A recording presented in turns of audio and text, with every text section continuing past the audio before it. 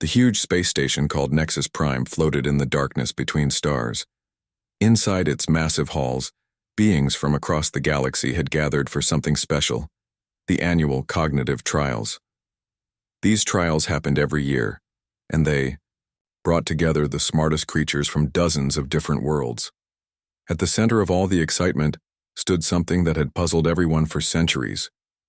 It was called the Hegemony Puzzle Chamber, and it looked like a giant crystal that seemed to bend light around itself in impossible ways. The structure was ancient, found in the ruins of a civilization that had died out long before any of the current species had even learned to fly between planets. Captain Lee Minho walked through the crowded viewing area, leading a small group of humans. His team was tiny compared to the other delegations.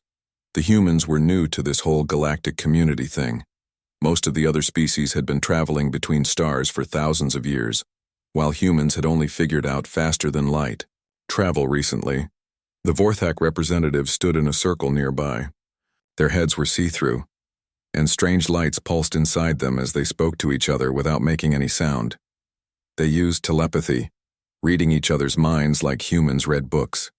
When they looked at the human team, their glowing eyes showed no interest at all. The Zilani were even more impressive. They weren't really individuals like humans. Instead, they were living computers that could think about millions of possibilities at the same time. Their bodies hummed with electronic sounds, and holographic numbers floated around them constantly. They calculated everything before making any decision. Then there were the Kron, who moved so slowly it hurt to watch them. But they weren't actually slow. They could control time itself, making it move faster or slower around them. When they wanted to think about something, they could slow down time until they had years to consider every option. All of these advanced species looked at the humans like adults watching children play with toys they didn't understand. Dr. Kim Soo-jin stood next to Captain Lee, studying the alien faces around them. She was an archaeologist who spent her time digging up old human civilizations back on Earth. "They think we're stupid," she whispered to her captain. Lieutenant Park Ji-won was busy with her scanner, a device that could analyze almost anything. She was an engineer who could fix broken machines with just a few tools and some creative thinking. "Let them think that," she said quietly. "People always underestimate humans. It usually works out well for us." Sergeant Cho Hyun-woo stood behind them, grinning like this was all a big joke. Back on Earth, he had spent his free time solving escape rooms. Those puzzle games where you get locked in a room and have to figure out how to get out. He was really good at them. "How hard can this alien puzzle be?" he asked. "I once escaped from the toughest room in Seoul in 18 minutes. The station's computer voice suddenly filled the air, speaking in a tone that had no emotion at all. "Attention all participants. The Hegemony Puzzle Chamber has remained unsolved for 312 standard years. The current record for the longest attempt belongs to the Altari Hive Collective, who spent 47 hours inside before admitting defeat." The crowd grew quiet. 47 hours was a very long time to spend trying to solve any puzzle. Most attempts lasted only a few hours before the participants gave up or went crazy from trying too hard. Captain Lee looked around at the other teams. The Vorthak had brought their best telepathic minds. The Zilani had constructed special quantum computers just for this challenge. The Kron had prepared temporal manipulation devices that could slow down time so much that minutes would feel like hours. Everyone had brought their most advanced technology and their smartest individuals. Everyone except the humans. The humans had brought a soldier who liked puzzle games, a scientist who dug up old stuff, an engineer who fixed things by hitting them, and a ship captain who was good at making quick decisions under pressure. They had no telepathy, no quantum computers, and no time machines. The chamber began to change in front of them. Reality seemed to bend and twist as ancient alien technology came to life. The air shimmered, and the walls of the chamber became visible through some kind of energy field. Inside, they could see corridors that seemed to go in impossible directions and rooms where gravity appeared to work sideways or upside down. Other teams had tried to solve this puzzle using pure logic and advanced mathematics. They had approached it like a complex equation that just needed the right formula. They had failed because they were thinking about it the wrong way. The humans, however, were about to try something completely different. They were going to treat it like what Sergeant Cho knew best, an escape room game where the goal wasn't to be the smartest person in the room, but to be creative enough to see solutions that others missed. As the chamber finished materializing, Captain Lee took a deep breath. Around them, alien observers settled in for what they expected to be another long, failed attempt by a primitive species. They had no idea they were about to witness something that would change how the entire galaxy thought about intelligence, creativity, and what it really meant to solve impossible problems. The doors of the puzzle chamber opened with a sound like breaking glass mixed with distant thunder. Captain Lee Minho stepped inside first, followed by his 3 team members. The moment they crossed the threshold, everything they thought they knew about how the universe worked fell apart. The room defied every rule of physics the humans had ever learned. Gravity pulled in at least 5 different directions at once. What looked like a floor suddenly became a wall, and what seemed like a ceiling was actually another floor where water flowed upward like a reverse waterfall. The air itself seemed thick and strange, making their movements feel like they were walking through invisible honey. Lieutenant Park Ji-won grabbed onto what appeared to be a metal railing, but her hand passed right through it. "This isn't real. Metal," she said, pulling her scanner out. The device immediately started beeping in confusion, showing readings that made no sense. "Captain, I'm getting 7 different gravity readings from this one room. That should be impossible." Dr. Kim Soo-jin was staring at the walls, which were covered in symbols that seemed to move when she wasn't looking directly at them. The symbols hurt her eyes if she tried to focus on them for too long.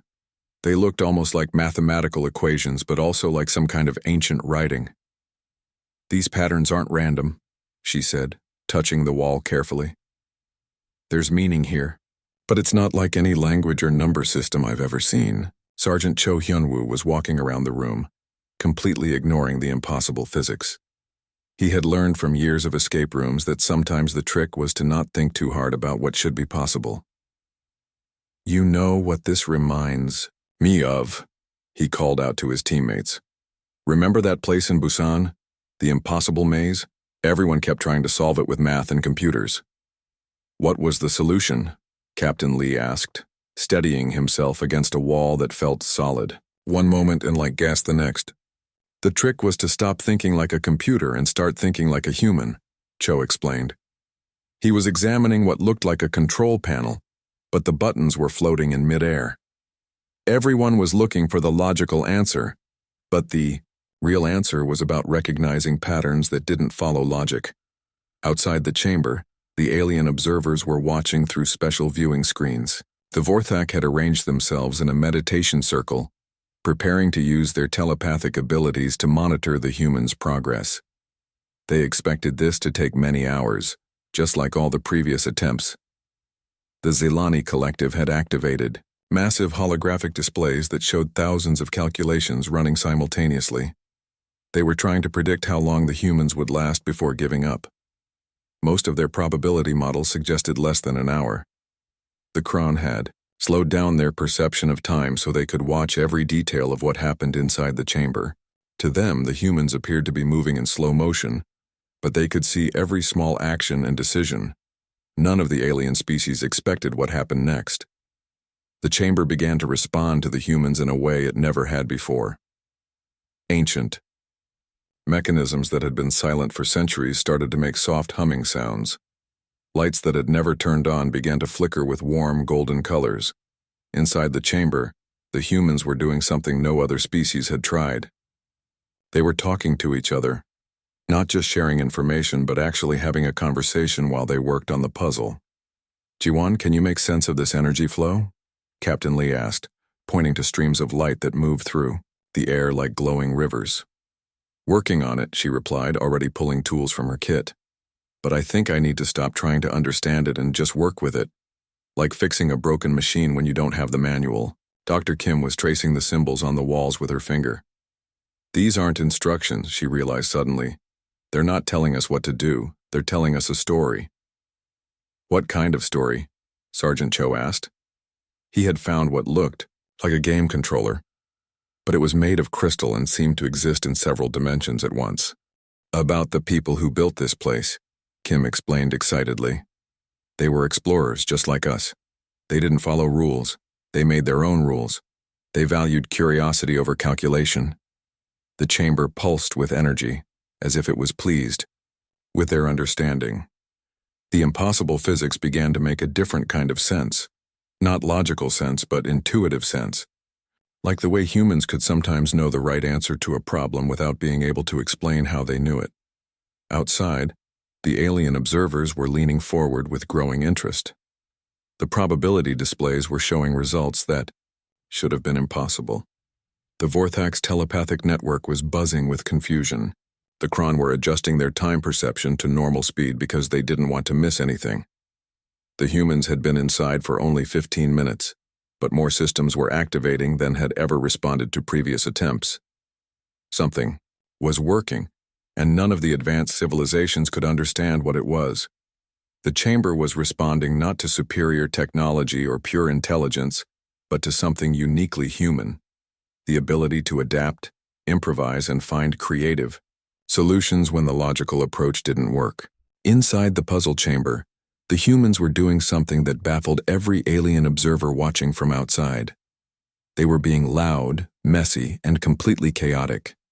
While other species had approached the chamber with careful planning and quiet concentration, the human team was talking, laughing, and even arguing with each other. "Yanwu, what do you think about that glowing thing in the corner?" Captain Lee called out across the room. "Looks like an old video game controller to me," Sergeant Cho replied, poking at a crystalline interface that floated in mid-air. "You know, like those gaming systems from 20 years ago. What happens if I press these buttons in the same pattern I used to beat level 7 of Starfighter?" He pressed the sequence, and immediately the entire room shifted. Platforms that had been floating randomly suddenly arranged themselves into a clear pathway.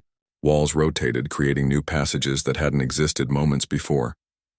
Dr. Kim was examining architectural details that seemed familiar, despite being completely alien.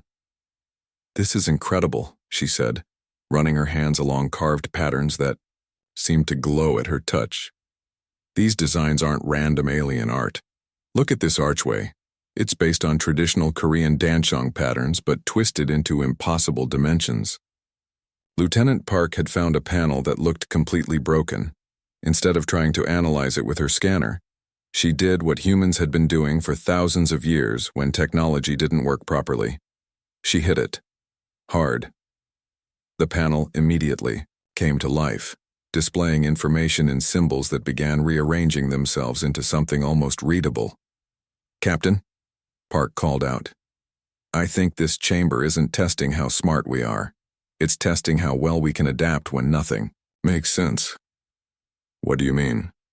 Lee asked, helping her pry open an access panel that had been sealed shut.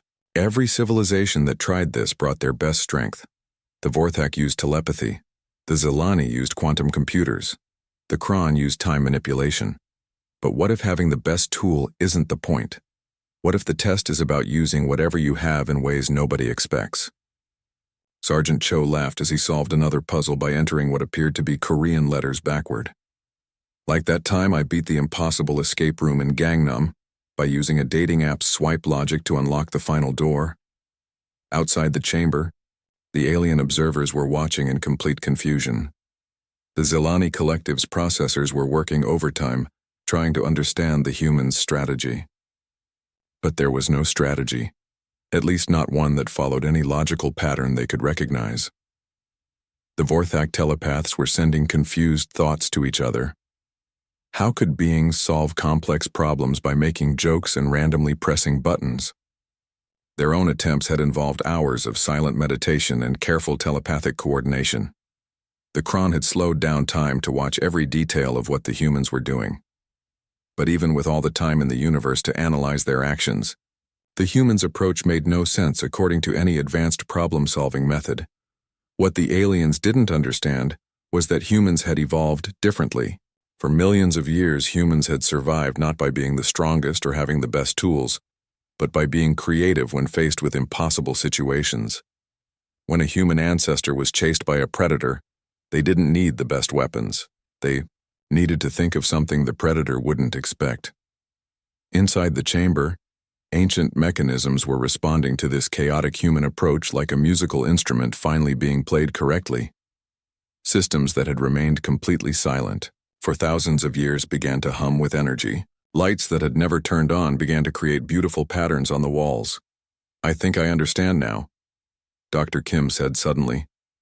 She was looking at a series of symbols that had just changed from meaningless scratches into something that looked almost like a children's story. The civilization that built this place, they weren't cold, logical beings like most advanced species. They were like us, creative, curious, willing to take risks. The chamber seemed to pulse with approval at her words. More passages opened, revealing rooms filled with technology that sparkled like jewels. Lieutenant Park had figured out how to make the energy flows work by treating them like water pipes in an old building. "You don't need to understand exactly how they work," she explained to her teammates. "You just need to know where to tap them to make them flow in the right direction." Captain Lee was coordinating all of this not through any advanced technology, but simply by talking to his team and trusting them to figure things out. This was how humans had always worked best, not as a hive mind or a computer network, but as individuals who supported each other and combined their different strengths. The chamber was responding because it recognized something it had been waiting centuries to find. Not the most advanced intelligence, not the most powerful technology, but minds that could think creatively when faced with the impossible.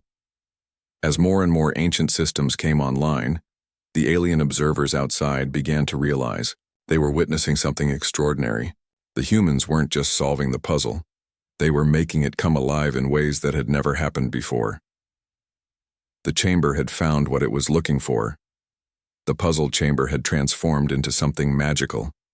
What had once been a cold, confusing maze of impossible physics was now singing with harmonious sounds and painting the walls with beautiful colors. Ancient technology that had slept for thousands of years was waking up, responding to the humans like a pet recognizing its owner after a long absence. Captain Lee moved through the chamber with confidence now, calling out instructions to his team not through any fancy communication device, but simply by shouting across the room like humans had always done. "Jiwon, can you redirect that energy stream over there?" he called to Lieutenant Park.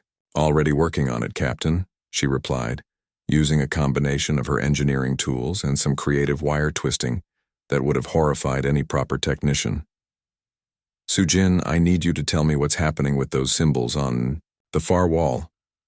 Dr. Kim was pressed against the wall, reading symbols that were now glowing and changing like a living story. "It's not just a translation anymore," she said with growing excitement. "The symbols are showing us the history of whoever built this place. They were explorers who left their homeworld to find new places among the stars. They took risks that other civilizations thought were crazy. Just like humans," Sergeant Cho observed. He had found what appeared to be the chamber's main control center, but it looked nothing like the complex computer interfaces the other species had expected. Instead, it resembled a traditional Korean board game, but with pieces that seemed to exist in several dimensions at once. The game board was beautiful and terrifying at the same time. The playing pieces were made of light and shadow, and they moved according to rules that shifted and changed as you watched them. It was clearly the final test, the ultimate puzzle that had defeated every brilliant mind in the galaxy. "This is," Cho said quietly, studying the board. "This is what stopped everyone else." The other team members gathered around him. Through the observation windows, they could see that every alien in the galaxy seemed to be watching now. The viewing area was packed with representatives from dozens of worlds, all staring at the humans with a mixture of disbelief and growing respect. The chamber's ancient mechanisms had created a symphony of light and sound that painted impossible geometries across every surface. The very air seemed to sparkle with energy that had been sleeping since before any current civilization had learned to build fire. "So what's the solution?" Lieutenant Park asked, studying the game board with her engineer's eye for practical problems. Sergeant Cho was quiet for a long moment, looking at the pieces and thinking about every escape room he had ever solved, every puzzle he had ever faced. Then he looked up at his teammates with a smile that was part excitement and part terror. "I don't think there is a solution," he said. "Not the way every other species has been thinking about it. They've all been looking for the one correct answer, the perfect logical sequence that unlocks everything. But that's not how this works? Captain Lee asked, beginning to understand. Exactly. Every escape room I've ever solved, every puzzle that seemed impossible, the real trick was never about finding the right answer. It was about being willing to make a choice when you didn't have all the information you wanted. Dr. Kim nodded slowly. A leap of faith. Yes, Cho continued. Based on incomplete data, using instinct instead of calculation, trusting your team instead of trusting your technology. That's what the other civilizations couldn't do. They're all too advanced, too logical. They needed to know they were right before they acted. The chamber pulsed around them, as if it was listening to their conversation and approving of their understanding. The game board's pieces began to glow more brightly, waiting for someone to finally play the game the way it was meant to be played. Captain Lee looked at each of his teammates. Park, who could fix anything by combining knowledge with intuition. Kim, who could read the stories hidden in ancient symbols. Cho, who could solve impossible puzzles by thinking like a human instead of like a computer. This is what humans do, Lee said. We make decisions with incomplete information. We take risks that seem crazy to anyone thinking logically. We trust each other even when we can't prove that trust is deserved. Outside the chamber, the alien observers held their breath. The Vorthak's telepathic network was completely silent. The Zilani's quantum processors had stopped their constant calculations. Even the time-manipulating Kron were watching in normal time, afraid to miss a single moment. The humans had been inside the chamber for 51 minutes, longer than most species had lasted, but still far short of the 47-hour record. Yet something was happening that had never happened before. The chamber was fully awake, fully responsive, waiting for the final choice. Captain Lee placed his hand on the control interface. Whatever happens, we do this together. On my mark. His teammates each placed a hand on the board. The game pieces began to vibrate with anticipation. 3. Lee counted down. 2. 1. Together, they made their move. The chamber exploded with light brighter than a star. The explosion of light lasted only a few seconds, but when it faded, everything had changed. The puzzle chamber had transformed completely. What had once been a confusing maze of impossible rooms was now a crystal palace filled with knowledge from across the universe. 53 minutes. That was all it had taken the human team to solve what had puzzled the galaxy's greatest minds for over 300 years. The walls of the chamber had become transparent, showing vast libraries of information that stretched as far as the eye could see. Star maps that revealed the locations of worlds no one had ever discovered. Technology blueprints that could advance civilization by thousands of years. Books and recordings from a species that had vanished long before any current civilization had even learned to walk upright. But the most amazing discovery came when the chamber's central computer system activated.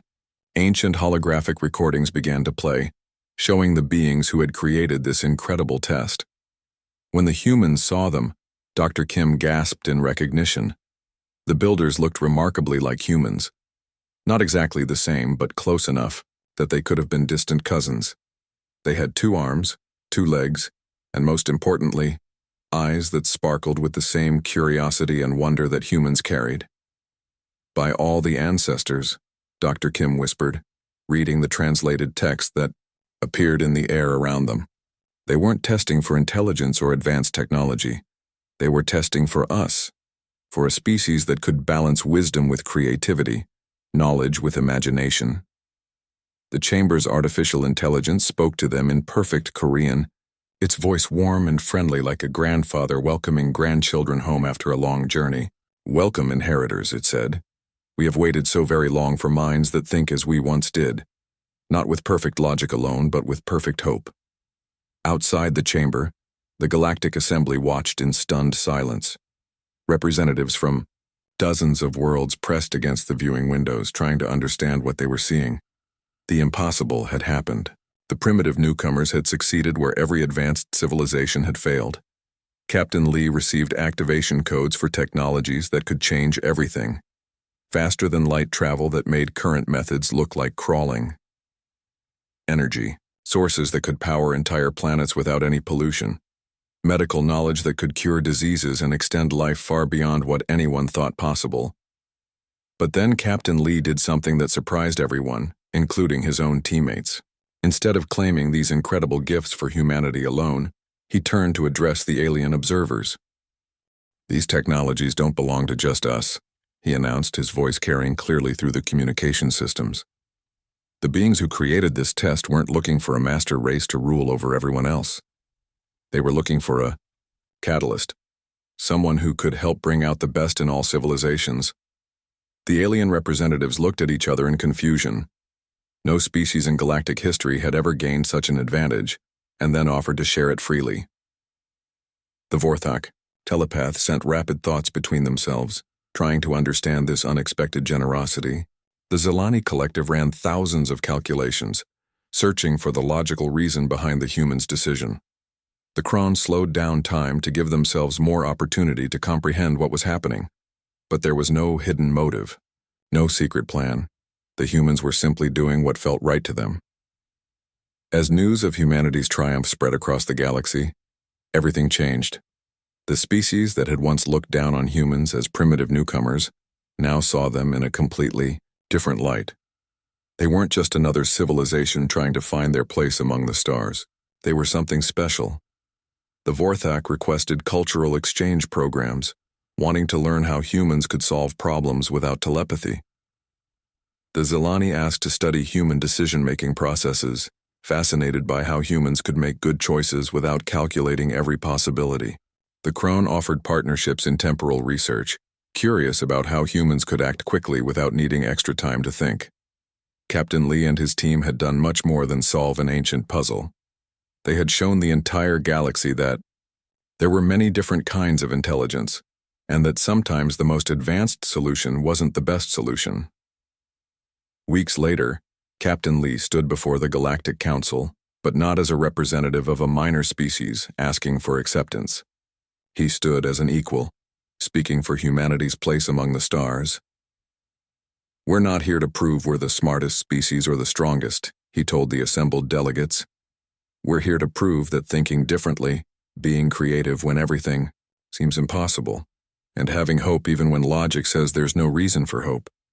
These aren't weaknesses that need to be fixed. They're strengths that should be celebrated." The ancient Chamber's creators had been right. After waiting for thousands of years, they had finally found their true inheritors. Not the species with the most advanced technology or the most powerful minds, but the one that understood that the greatest puzzles in the universe weren't solved by being perfect. They were solved by being human. The galaxy had learned something new about intelligence, creativity, and the power of hope. And at the center of it all was a small team of humans who had proven that sometimes the impossible just needed someone willing to try something different. The stars themselves seemed brighter that day.